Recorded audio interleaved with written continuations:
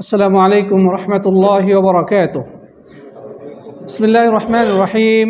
الحمد لله رب العالمين، وصلى الله على نبينا محمد وعلى آله وصحبه ومن سار على نهجه واهتدى بهداه إلى يوم الدين. أما بعد. যাবতীয় প্রশংসা ও গুণগান, তারিফ এবং স্তুতি সেই মহান অধিপতি আল্লাহ সুবহানাহু ওয়া তাআলার নিমিত্তে পেশ করছি, যিনি আজকে আমাদেরকে এই প্রবাসের মাটিতে সারাদিনের নানা কর্মব্যস্ততা এবং আজকে শুক্রবার হয়তো অনেকেই বিশ্রাম করতেন, তো এই বিশ্রামের সময়টুকুকে দ্বীনি ইলম অর্জনের উদ্দেশ্যে জুবাইল দাওয়ার গাইডেন্স সেন্টারের ক্লাস কক্ষে উপস্থিত হতে পেরেছেন। রব্বুল আলামিন আমাদেরকে তৌফিক দান করেছেন, এই জন্য আমরা সকলেই শুকরিয়া আদায় করি, পড়ি আলহামদুলিল্লাহ। অতঃপর সালাতু সালাম বর্ষিত হোক প্রিয় নবী মুহাম্মদ রাসূলুল্লাহ সাল্লাল্লাহু আলাইহি ওয়াসাল্লামের প্রতি। আসুন আমরা প্রিয় নবীর প্রতি হৃদয়ের সবটুকু ভালোবাসা উজাড় করে সালাতু সালাম পেশ করি, পড়ি সাল্লাল্লাহু আলাইহি ওয়াসাল্লাম। মোহতারাম মুআজ্জাজ প্রাণ উপস্থিতি সমেত সাথী বন্ধুগণ, আমরা এই শুক্রবারে সাপ্তাহিক আকীদা ক্লাস নিয়ে থাকি এবং আমাদের আকীদার আলোচ্য বিষয় হচ্ছে ইমাম মুহাম্মদ ইবনে আব্দুল ওয়াহাব রাহিমাহুল্লাহ কর্তৃক রচিত অনবদ্য গ্রন্থ উসুলুল ঈমান থেকে ধারাবাহিকভাবে আলোচনা করা। আমরা ইমাম মুহাম্মদ ইবনে আব্দুল ওয়াহাব রাহিমাহুল্লাহর এই কিতাবটি থেকে যে পর্যায়ে আলোচনায় ছিলাম সেটি হচ্ছে আল ঈমান বিল মালাইকা, ফেরেশতা মণ্ডলী প্রতি ঈমান প্রসঙ্গে। তে বিষয়ে একাধিক ক্লাসে আমরা আলোচনা শুনেছি। আজকে আমরা যে বিষয়টি নিয়ে আলোচনা করব ইনশাআল্লাহ তাআলা সেটি হচ্ছে আল মালাইকা তাদাউ আজনিহাতাহা লিতালিবিল ইলম। ফেরেশতা মণ্ডলী তালিবুল ইলম তথা দ্বীনি ইলম অন্বেষণকারীদের জন্যে, যারা কোরআন এবং হাদিসের জ্ঞান অন্বেষণ করে তাদের জন্যে তারা তাদের ডানাগুলো বিছিয়ে দেন। সুবহানাল্লাহ। তো আমরা এই বিষয়ে ইনশাআল্লাহ আলোচনা শুনব। গত ক্লাসে যে আলোচনাটা ছিল সেটি কি কার মনে আছে? হ্যাঁ, সুন্দর, মাশাআল্লাহ, হ্যাঁ সুন্দর, চমৎকার। গত ক্লাসে আলোচনা ছিল যে রাতে এবং দিনে পালাক্রমে ফেরেশতারা এই দুনিয়ার বুকে আগমন করেন এবং তারা ফজরের সালাত এবং আসরের সালাতের সময় একত্রিত হন। তো এই বিষয়ে নিয়ে আমরা গত ক্লাসে আলোচনা করেছি। প্রিয় বন্ধুগণ, আজকের আলোচ্য বিষয় হচ্ছে যে যারা দ্বীনের ইলম অন্বেষণ করে বা তালিবুল ইলম, তাদের জন্য ফেরেশতা মণ্ডলী তাদের পাখাগুলো, তাদের পরগুলো বিছিয়ে দেন। আমরা এর আগেও একটি ক্লাসে আলোচনা শুনেছি যে ফেরেশতা মণ্ডলীর ডানা রয়েছে, তাই না? 2টা, 3টা, 4টা বা আরও বেশি ডানা রয়েছে। জিবরাইল আমিনের কত ডানা ছিল? 600, মানে 6 শতাধিক। জিবরাইল আমিনের ডানার সংখ্যা হচ্ছে 6 শতাধিক। আল্লাহু আকবার। তো আজকের যে বিষয়টি সেটা হচ্ছে সেই ফেরেশতা মণ্ডলী তালিবুল ইলমের প্রতি সন্তুষ্ট হয়ে বিনয় চিত্তে, বিনয় প্রকাশ হিসেবে তাদের পরগুলো তাদের পায়ের নিচে বিছিয়ে দেন। এ মর্মে ইমাম মুহাম্মদ ইবনে আব্দুল ওয়াহাব রাহিমাহুল্লাহ যে হাদিসটি উল্লেখ করেছেন সেটি হচ্ছে মুসনাদ আহমদে এবং অন্যান্য সুনান গ্রন্থে বর্ণিত হয়েছে। আল্লাহ নবী সাল্লাল্লাহু আলাইহি ওয়াসাল্লাম ইরশাদ করেছেন, ইন্নাল মালাইকাতা লা তাদাউ আজনিহাতাহা লিতালিবিল ইলম রিদান বিমা ইয়াসনা। ফেরেশতা মণ্ডলী তাদের পর বা পাখাগুলোকে বিছিয়ে দেন তালিবুল ইলমের জন্যে তার এই কাজে সন্তুষ্ট হয়ে। সুবহানাল্লাহ। আমরা ইতিপূর্বে দ্বীনি ইলম অন্বেষণ বিষয়ে অনেক আলোচনা শুনেছি। তার মধ্যে এই হাদিসটি আমরা হয়তো বা একাধিকবার শুনে থাকব যে ফেরেশতা মণ্ডলী তাদের নূরের পরগুলোকে বিছিয়ে দেন তালিবুল ইলমের পায়ের নিচে, যার উপর দিয়ে ওই তালিবুল ইলম হেঁটে যায় তার গন্তব্যে। এটি নিঃসন্দেহে তালিবুল ইলমের প্রতি সম্মান প্রদর্শন এবং তার মর্যাদা। এখানে তালিবুল ইলম দ্বারা কী উদ্দেশ্য? যারা সাধারণ স্কুল কলেজ ইউনিভার্সিটিতে পড়াশোনা করে তাদের উদ্দেশ্য, নাকি যারা দ্বীনে ইলম অন্বেষণ করে কোরআন এবং হাদিসের জ্ঞান চর্চা করে তাদেরকে উদ্দেশ্য? নিঃসন্দেহে তালিবে ইলমের উদ্দেশ্য হচ্ছে যারা দ্বীনের জ্ঞান অন্বেষণ করে তথা কোরআন এবং সুন্নাহর জ্ঞান অন্বেষণ করে তাদের প্রতি ফেরেশতা মণ্ডলী সন্তুষ্ট হয়ে বিনয় চিত্তে তাদের নূরের পরগুলো বিছিয়ে দেন। তালাবুল ইলম বা ইলম অন্বেষণের ব্যাপারে যত হাদিস এসেছে সবগুলোতেই উদ্দেশ্য হচ্ছে দ্বীনের ইলম। কারণ নবী রাসূলগণ পৃথিবীর বুকে এসেছিলেন আল্লাহর দ্বীনের দাওয়াত মানুষের কাছে পৌঁছে দেওয়ার জন্যে, ইলমে ওয়াহি তথা আল্লাহর পক্ষ থেকে যে ওয়াহির জ্ঞান, সেই ওয়াহির জ্ঞান মানুষের কাছে পৌঁছে দেওয়ার জন্যে। তারা দুনিয়ার বুকে ডাক্তারি, ইঞ্জিনিয়ারিং অথবা অন্য কোনো দুনিয়া বিজ্ঞান শিক্ষার জন্যে আসেননি। এই জন্যে কোরআন হাদিসে তালিবুল ইলম সম্পর্কে যত কথা এসেছে মুহাক্কিক ওলামাগণ বলেছেন সেগুলো তার উদ্দেশ্য হচ্ছে দ্বীনি ইলম, এবং এ সংক্রান্ত যে ফজিলতের হাদিসগুলো রয়েছে সেগুলো দ্বীনি ইলম অন্বেষণের ক্ষেত্রেই প্রযোজ্য। প্রিয় বন্ধুগণ, তাহলে আমরা এই হাদিসটি থেকে কি পেলাম? ওলামায়ে কেরাম এই হাদিসটি ব্যাখ্যায় বলেছেন যে ফেরেশতা মণ্ডলী তাদের পরগুলো বিছিয়ে দেন কথাটার মানেটা কি? এর তিনটি অর্থ আলেমগণ উল্লেখ করেছেন। ইমাম বাগাবী রাহিমাহুল্লাহ তার বিখ্যাত গ্রন্থ শারহ সুন্নাহর মধ্যে বলেছেন যে এখানে ফেরেশতা মণ্ডলী তাদের পরগুলো তালিবুল ইলমের পায়ের নিচে বিছিয়ে দেন, এ কথার উদ্দেশ্য হচ্ছে তারা তাদের প্রতি বিনয় প্রকাশ করেন, তাদের প্রতি সম্মান প্রদর্শন করেন। এ কথাটার মানে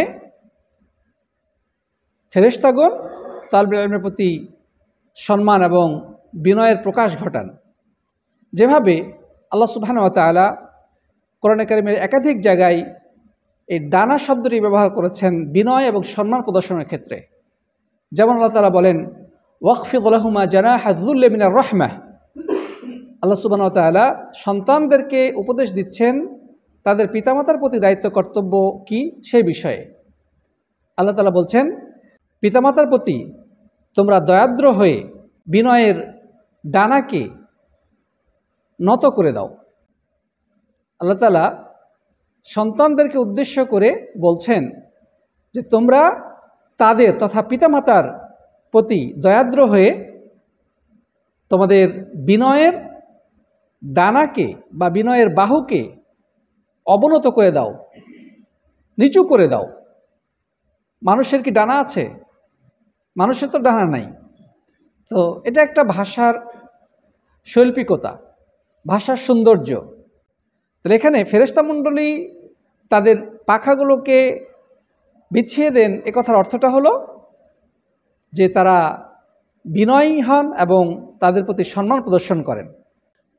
কোনো কোনো আলেম বলেছেন যে এর অর্থ হচ্ছে ফেরেশতা মণ্ডলী তালিবুল ইলমদেরকে দেখে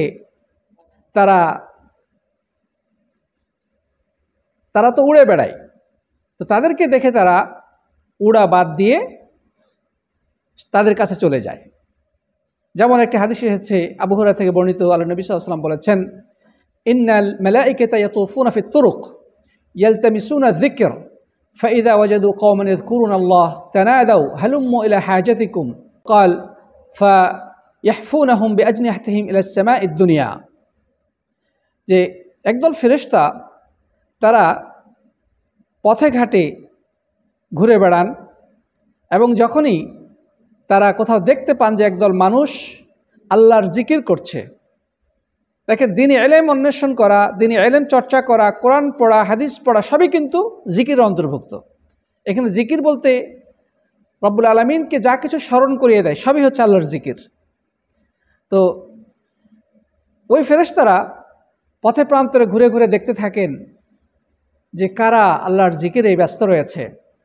যখন একদল মানুষকে তারা দেখতে পায় তখন তারা কি করে? তখন তারা একে অপরকে ডাকতে থাকে যে এই যে এসে তোমরা এদিকে আসো, এদিকে আসো, তোমরা যা খুঁজছো এখানে পাওয়া গেছে। তোমরা কে কোথায় আছো, চলে আসো এদিকে। ফেরেশতারা একে অপরকে ডাক দিয়ে বলে যে তোমরা যা খুঁজে বেড়াচ্ছ, তোমাদের প্রত্যাশিত জিনিসটি এখানেই রয়েছে, তোমরা এখানে চলে আসো। এরপরে তারা তাদের ডানাগুলো দিয়ে ওই ব্যক্তিদেরকে ঘিরে রাখেন, পরিবেষ্টন করে নেন। এরপরে ফেরেশতা মণ্ডলী তাদের ডানাগুলো দিয়ে ওই জিকিররত ব্যক্তিদেরকে পরিবেষ্টন করে নেন এবং আসমান পর্যন্ত এভাবে পৌঁছে যান। সুবহানাল্লাহ। তাহলে এখানে ডানা বিছিয়ে দেওয়ার অর্থটা হলো উড়া বাদ দিয়ে তাদের কাছে গিয়ে তাদেরকে পরিবেষ্টন করে নেন। প্রিয় বন্ধুগণ, আরেকটি অর্থ আলেমগণ বলেছেন, সেটি হচ্ছে যে সত্যিকার অর্থেই ফেরেশতা মণ্ডলী তাদের পরগুলো তালবুল ইলমের পায়ের নিচে বিছিয়ে দেন এবং তাদেরকে বহন করে ওই গন্তব্যে নিয়ে যান যে উদ্দেশ্যে তারা বাড়ি থেকে বের হয়েছিল। সুবহানাল্লাহ। তো বিষয়টি যেহেতু ইলমে গায়বের অন্তর্ভুক্ত, কারণ ফেরেশতা মণ্ডলী তো আমরা দেখতে পাই না, এবং তাদের পর আছে এবং সেগুলো নূরের তৈরি, এগুলা আমরা এর আগেও জেনেছি, কিন্তু আমরা বাহ্যত সেগুলো তো দেখতে পাই না। এই জন্যে আল্লাহ রাসূল সাল্লাল্লাহু আলাইহি সাল্লাম ওহির মারফতে যেই তথ্য আমাদেরকে দিয়েছেন, একজন ইমানদারের বৈশিষ্ট্য হচ্ছে তার প্রতি কী করা? বিশ্বাস করা। কারণ ফেরেশতা মণ্ডলীর প্রতি বিশ্বাস করা ইমানের 6টি রোকনের মধ্যে অন্যতম। তো যেহেতু ফেরেশতা মণ্ডলীর প্রতি আমরা বিশ্বাস করি, তাদের কার্যক্রম, তাদের বৈশিষ্ট্য, তাদের গঠন প্রক্রিয়া, যা কিছু কোরআন হাদিসে বর্ণিত হয়েছে, সেগুলোর প্রতি বিশ্বাস করাও ফেরেশতা মণ্ডলীর প্রতি ইমানেরই অন্তর্ভুক্ত। তো সাথী বন্ধুগণ, তো আমরা এখান থেকে জানতে পারলাম যে ফেরেশতা মণ্ডলী তালিবুল ইলমের পায়ের নিচে যে পর বিছিয়ে দেন, এই কথাটার অর্থটা কি? এ সম্পর্কে অনেক হাদিস রয়েছে, সবগুলো যদি আমরা উল্লেখ নাও করি, আমরা এর পূর্বে যে এই হাদিসগুলো উল্লেখ করেছি সেগুলো যথেষ্ট হতে পারে। তো সাথী বন্ধুগণ, আমরা কথা আর লম্বা করতে চাই না। আজকের আলোচ্য বিষয়ের যে মূল সারাংশ, সেটা হচ্ছে আমাদেরকে অবশ্যই ফেরেশতাদের প্রতি বিশ্বাস করতে হবে এবং ফেরেশতাদের যে কার্যক্রম, তাদের যে বৈশিষ্ট্য বা তাদের যে গঠন ইত্যাদি সম্পর্কে কোরআন হাদিসে যে বিবরণ এসেছে, সেগুলোর প্রতিও বিশ্বাস স্থাপন করতে হবে। সেই বিষয়গুলোর অন্যতম একটি বিষয় হলো আজকের এই বিষয়টি যে ফেরেশতা মণ্ডলী তারা তাদের পরগুলোকে তালবুল ইলমের পায়ের নিচে বিছিয়ে দেন, তাদের এই কাজে সন্তুষ্ট হয়ে। এখান থেকে আমরা আর কি শিক্ষা পাই? দ্বীনি ইলম অন্বেষণের গুরুত্ব এবং মর্যাদা। দেখেন, ফেরেশতা মণ্ডলী হচ্ছেন আল্লাহ সুবহানাহু ওয়া তাআলার অত্যন্ত সম্মানিত বান্দা। আল্লাহ তাআলা তাদেরকে বলেছেন ইবাদুল মুকরামুন, অত্যন্ত সম্মানিত দাস বা বান্দা। তারা কখনোই আল্লাহর নাফরমানি করে না। মানুষ, আমরা নাফরমানি করতে পারি, জিনেরা নাফরমানি করতে পারি, কিন্তু ফেরেশতারা হচ্ছেন বেগুনাহ, নিষ্পাপ, পুত পবিত্র। আল্লাহ সুবহানাহু ওয়া তাআলা তাদেরকে অনেক মর্যাদা দিয়েছেন। তারা তালিবুল ইলমের প্রতি এতটাই খুশি হন যে তারা তাদের পরগুলোকে বিছিয়ে দেন। অন্য হাদিসে রয়েছে যে তাদেরকে পর দ্বারা পরিবেষ্টন করে নেন এবং আসমান পর্যন্ত পৌঁছে যান। এটা কি তারা ছোটোখাটো কোনো কাজের উদ্দেশ্যে করবেন? অবশ্যই না। তাহলে বোঝা যাচ্ছে দ্বীনি ইলম কতটা গুরুত্বপূর্ণ, কত মর্যাদাপূর্ণ একটি বিষয়। আল্লাহ সুবহানাহু ওয়া তাআলা দ্বীনি ইলম যারা অন্বেষণ করে তাদের মর্যাদা বৃদ্ধি করে দিয়েছেন। আল্লাহ তাআলা বলেছেন কি, ইয়ারফাইল্লাহুল্লাযীনা আমানু মিনকুম ওয়াল্লাযীনা উতুল ইলমা দারাজাত। আল্লাহ সুবহানাহু ওয়া তাআলা ওই সমস্ত লোকের মর্যাদাকে বৃদ্ধি করে দেন যারা তোমাদের মধ্যে ঈমান এনেছে এবং যাদেরকে ইলম দেওয়া হয়েছে। ইলম হচ্ছে আল্লাহর সিফাত, আল্লাহর গুণ। আল্লাহ সুবহানাহু ওয়া তাআলা মানুষকে সম্মানিত করেছেন বিভিন্নভাবে, তার মধ্যে একটি হচ্ছে ইলম। তো যার ভিতরে যে পরিমাণ ইলম আছে সে ততটাই সম্মানিত, ততটাই আল্লাহর কাছে মর্যাদাবান। উল্লেখ্য যে ইলম দ্বারা শুধু জ্ঞান থাকাই যথেষ্ট নয়, সে এলমের প্রয়োগ যদি না থাকে তাহলে সে এলেম তার কোনো কাজে লাগবে না, বরং তার বিপরীতে এটা সাক্ষ্য হয়ে দাঁড়াবে। তো এলেম অন্বেষণ করে যদি এর প্রতি আমল না করে, এর প্রয়োগ না ঘটায়, বাস্তব জীবন যদি এলেমের কোনো প্রভাব না দেখা যায়, তাহলে ওই এলেম কোনো এলেম না। তাহলে আল্লাহ সুবহানাহু ওয়া তাআলা ইমানের পরেই এলেমের কথা বলেছেন। তার মানে ওই এলেম এবং ইমানের সমন্বয় ঘটাতে হবে। এলেমকে দিয়ে যখন আপনি ইমান পরিচর্যা করবেন, তখনই কিন্তু এলেমের মূল্যটা বৃদ্ধি পাবে। তো যারা ইমান আনবে এবং এলেম চর্চা করবে, যাদেরকে এলেম দেওয়া হবে, আল্লাহ সুবহানাহু ওয়া তাআলা তাদের সম্মানকে বৃদ্ধি করে দেন, মর্যাদাকে বৃদ্ধি করে দেন। তার একটি প্রমাণ হচ্ছে ফেরেশতা মণ্ডলীদের এই ধরনের অ্যাক্টিভিটিস, এই ধরনের কার্যক্রম। আল্লাহ তাআলার কাছে আমরা দোয়া করব, তিনি যেন আমাদেরকে প্রকৃত তালিবুল ইলম হিসেবে কবুল করেন। আল্লাহুম্মা আমিন। এ নিয়ে অনেক আলোচনা আমরা শুনেছি, আর ওদিকে যাব না। ইলম তলব বিষয়ে আল্লাহ সুবহানাহু ওয়া তাআলা আমাদেরকে ওই ফেরেশতা মণ্ডলী যাদের পায়ের নিচে পর বিছিয়ে দিবেন, ওই সমস্ত সৌভাগ্যশালী মানুষদের দলভুক্ত করে নিন। আল্লাহুম্মা আমিন। আজকে এ পর্যন্তই শেষ করছি। ফেরেশতা মণ্ডলী তালিবুল ইলমের পায়ের নিচে যে পর বিছিয়ে দেন, বা তালিবুল ইলমের যে অনেক ফজিলত বা মর্যাদার কথা কোরআন হাদিসে বর্ণিত হয়েছে, তো বর্তমানে যারা দুনিয়াবি জ্ঞান অর্জন করে, তো এরা কি ওই মর্যাদা পাবে কিনা? আমরা আলোচনার মধ্যে এটা উল্লেখ করেছি যে এখানে ইলম দ্বারা উদ্দেশ্য হচ্ছে ইলমে শরঈ বা শরীয়তের ইলম, কোরআন হাদিসের জ্ঞান, অর্থাৎ ইলমে ওয়াহি, আল্লাহর পক্ষ থেকে যুগে যুগে নবী রাসূলগণ যে ইলম নিয়ে আগমন করেছেন সেই ইলম। ডাক্তারি বিদ্যা শেখার অনেক লোক আছে, কাফেররাও ডাক্তারি বিদ্যা জানে, তাই কি জানেন কি জানে না? ইঞ্জিনিয়ার, ডাক্তারি, আর্কিটেকচারিং, আরও অনেক কিছু, যা কিছু সবগুলা কাফেররাও জানে। নবী রাসূলদের দুনিয়ার বুকে আগমনের উদ্দেশ্য এগুলো শেখানো নয়, এগুলো মানুষ প্রয়োজনেই শেখে। এগুলো মানুষ কি দুনিয়ার এগুলো প্রয়োজনেই, কিন্তু এই যে উদ্ভাবনী এই জিনিসগুলো অটোমেটিক মানুষ শিখতে থাকে, শিখে। চাষাবাদ থেকে শুরু করে নবী রাসূলদেরকে দুনিয়ার বুকে এগুলো শেখানোর জন্য পাঠানো হয় নাই, বরং এখানে পাঠানো হচ্ছে আল্লাহর পক্ষ থেকে ইলমে শরঈ বা দ্বীনের যে ইলম, ইলমে ওয়াহি, সেটা শেখানোর জন্য। তাওহীদ, শিরিক, কুফর, নিফাক, সুন্নাত, বিদআত, কোনটা জান্নাতের রাস্তা, কোনটা জাহান্নামের রাস্তা, কোনটা হালাল, কোনটা হারাম, কিসে সওয়াব আছে, কিসে গুনাহ রয়েছে, এই জিনিসগুলো শেখানোর জন্য। অতএব যারা দুনিয়াবি ইলম, দুনিয়াবি জ্ঞান অর্জন করে, তাদের ক্ষেত্রে এই মর্যাদাগুলো প্রযোজ্য নয়। তবে দুনিয়াবি জ্ঞান অর্জন করা জায়েজ, এটা দোষের কিছু না, বরং কিছু কিছু ক্ষেত্রে ফরজে কিফায়া। দুনিয়াবি ইলম অন্বেষণ করাও কিছু কিছু ক্ষেত্রে ফরজে কিফায়া, যেমন যুদ্ধবিদ্যা সংক্রান্ত, অস্ত্র তৈরি করা বা চিকিৎসা, এগুলো ফরজে আইন নয়, বরং ফরজে কিফায়া।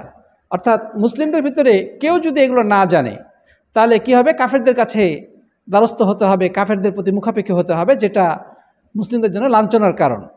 এই জন্যে উলামায়ে কেরাম উল্লেখ করেছেন যে দ্বীনি ইলম শিক্ষা হচ্ছে ফরজে আইন, প্রত্যেক ব্যক্তির উপরে দ্বীনি ইলম শিক্ষা করা ফরজ। কিন্তু দুনিয়াবি যে ইলম, সেগুলো ফরজে আইন নয়, বরং ফরজে কিফায়া।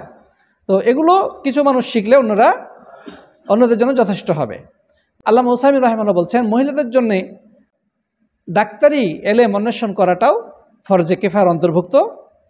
অন্যথায় আমাদের মা বোনেরা অসুস্থ হলে বা তাদের বিভিন্ন সার্জিক্যাল প্রয়োজনে কোথায় যাবে? পুরুষদের কাছে যেতে হবে, অথবা ফাসেক কাফের নারীদের কাছে যেতে হবে। এই জন্যে মুসলিম নারীদের উচিত মেডিকেল বা এই চিকিৎসা ক্ষেত্রে জ্ঞান অর্জনের প্রতি যত্ন নেওয়া। তো যে কথা আমরা বলতে যাচ্ছিলাম, দুনিয়াবি ইলম অন্বেষণ করা জায়েজ, এবং কিছু কিছু ক্ষেত্রে এটা ফরজে কিফায়া, কিন্তু এটার জন্য সেই ফজিলতের কথা বলা হয় নাই যেগুলো কোরআন হাদিসে এসেছে। এই ফজিলতগুলোর উদ্দেশ্য হচ্ছে ইলমে ওয়াহি বা ইলমে শরঈ।